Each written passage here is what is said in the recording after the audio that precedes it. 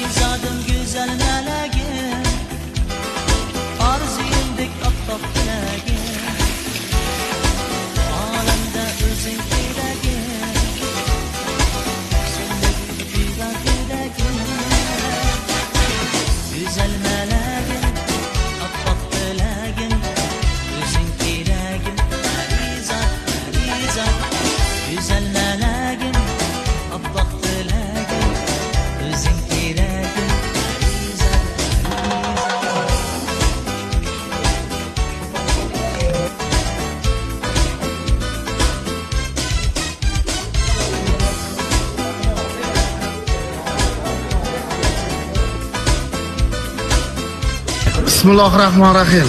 Mana sizlarga aytgan jaydar achchiq oshimiz tayyor bo'ldi. Kevrasizlar.